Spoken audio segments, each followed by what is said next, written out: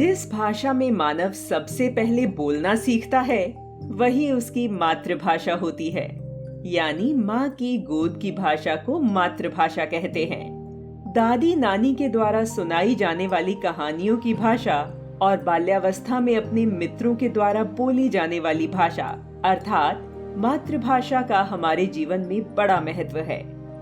भारतीय संविधान में मात्र 22 भाषाओं का जिक्र है, जबकि भारत में आज के समय कुल भाषाओं की संख्या 1650 से अधिक है और 19,500 से अधिक बोलियां मातृभाषा के रूप में बोली जाती हैं।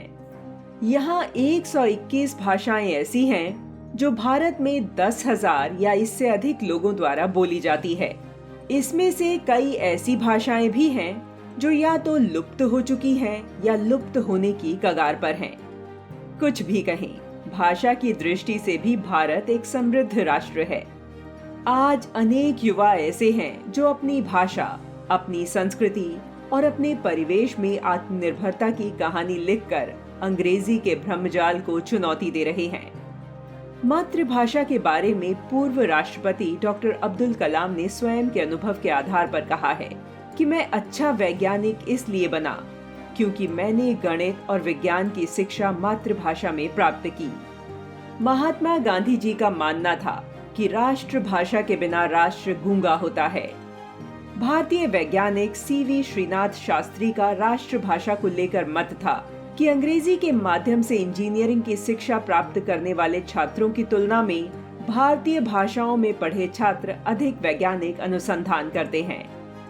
भारतीय नवजागरण के अग्रदूत कवि भारतेंदु हरिश्चंद्र ने निज भाषा के महत्व को बताते हुए लिखा था, निज भाषा उन्नति है सब उन्नति को मूल, बिन निज भाषा ज्ञान के मिटन नहीं के सूल। अर्थात मातृभाषा की उन्नति के बिना किसी भी समाज की तरक्की संभव नहीं है तथा अपनी भाषा के ज्ञान के बिना मन की पीड़ा को दूर करना भी मुश्किल है। निज भाषा का महत्व बताते हुए वे आगे लिखते हैं कि अंग्रेजी पढ़ के जद्यपि सब गुण होत प्रवीण, पै निज भाषा ज्ञान के रहत हीन के हीन। अर्थात अंग्रेजी जैसी विदेशी भाषाओं में प्राप्त शिक्षा से आप प्रवीण तो हो जाओगे, किंतु सांस्कृतिक एवं व्यवहारिक दृष्टिकोण से हीन ही रहोगे। वर्ष 2014 में चुनी गई मोदी सरकार भी मातृभाषा को बढ़ावा दे रही है। नई शिक्षा नीति इस दिशा में एक सार्थक पहल है, जिसमें मातृभाषा को लेकर अनेक प्रावधान किए गए हैं। यह नीति भारत के स्वत्व के आधार पर भारत को गढ़ने का दस्तावेज है, जिसमें मातृभाषा का विशेष महत्व है। निसंदेह जब भारत के बच्चे अपनी मातृभाषा में पढ़ेंगे लिखेंगे तो वे भारतीय जीवन मूल्यों, भारत की पहचान और अपनी मिट्टी का प्रतिनिधित्व भी सरलता से कर सकेंगे।